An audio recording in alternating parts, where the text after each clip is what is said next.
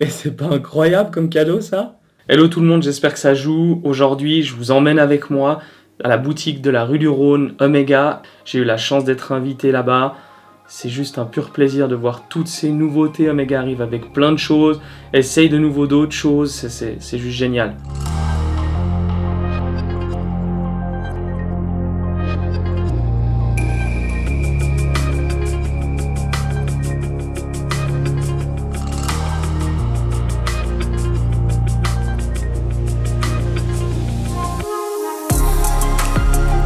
Deux grosses stars cette année qui ont été énormément repris sur les réseaux sociaux, notamment aussi sur mon Instagram. C'est la nouvelle Speedmaster Apollo 11 pour le 50e anniversaire. Ils en ont sorti deux en or massive avec le Moonshine Gold et l'autre qui est aussi avec le Moonshine Gold et l'acier. On en a pas mal discuté sur les réseaux sociaux. J'ai mis une story en vous demandant laquelle vous préfériez. C'est vrai qu'il y a une énorme préférence pour l'acier, l'or et acier, le modèle bicolore. Elle est superbe, le tout or, Moonshine Gold est magnifique aussi. Et ça, c'est vraiment les deux grosses stars de cet événement.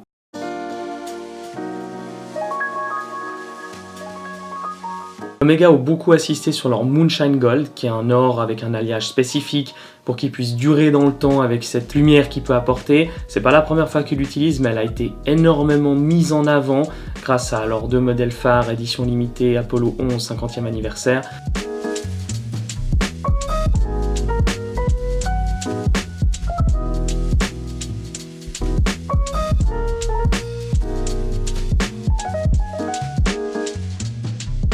Une découverte pour nous, c'est vrai que là, on s'est rendu compte que la boutique a mis extrêmement en avant. Il y a un petit coin en arrière-boutique où tout a été mis en avant pour cet événement, pour la lancée de ces modèles-là.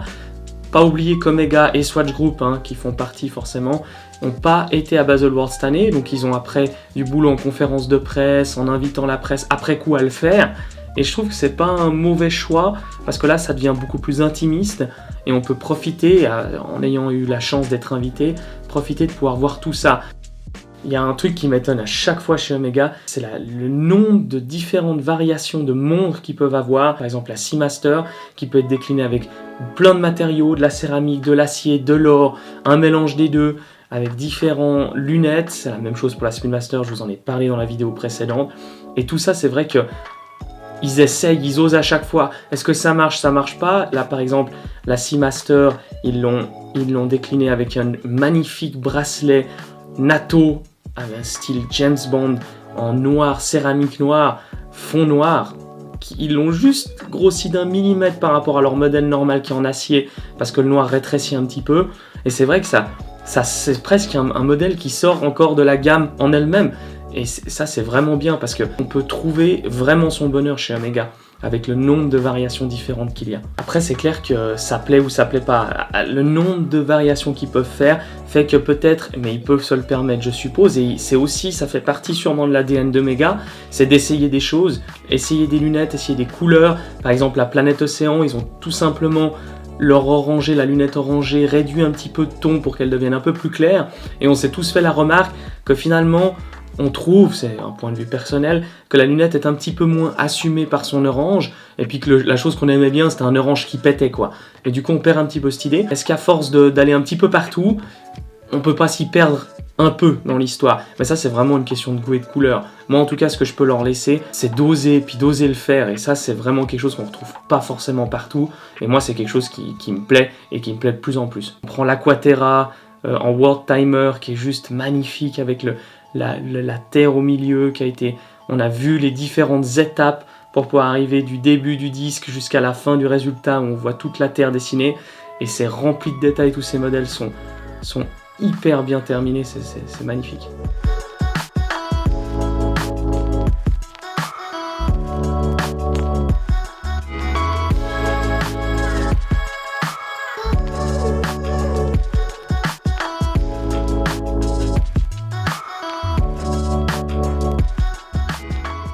C'est vrai que ces deux Speedmaster en or et acier sont un peu les prémices, ils le fêtent avant l'heure. Il ne faut pas oublier que la date officielle est le 21 juillet Et c'est vrai qu'on est tous un petit peu à fond. Omega reparle de leur mythique calibre 321 et on attend que ça, qu'un modèle, je suis sûr qu'il va arriver. Est-ce que ça sera pour cette date-là, la fameuse réinterprétation du 321 calibre chez Omega Speedmaster?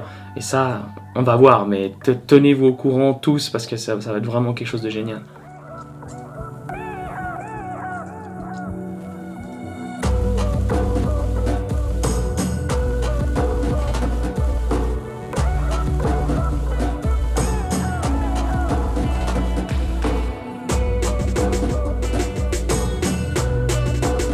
Le nombre de fois que je vous demande de me suivre, de liker, de commenter, eh ben c'est pour ce genre d'événement. Et là, c'est vrai que mon frère et moi-même sommes super fiers et heureux de pouvoir vous présenter cette vidéo parce que finalement, c'est déjà un petit aboutissement qu'on a grâce à vous qui nous suivez, qui commentez, qui likez nos vidéos, qui les partagez aussi parce que maintenant Omega nous ont fait confiance et nous ont invités à cet événement pour vous le partager. Et c'est vrai, continuez sur cette ligne-là, continuez à regarder nos vidéos, à les liker, à les partager à d'autres qui ne connaissent pas forcément tout ça des mondes, qui ont envie d'en savoir un peu plus. Et c'est grâce à vous, donc on vous attend et on vous retrouve pour une prochaine vidéo. Et n'oubliez pas, soyez à l'heure.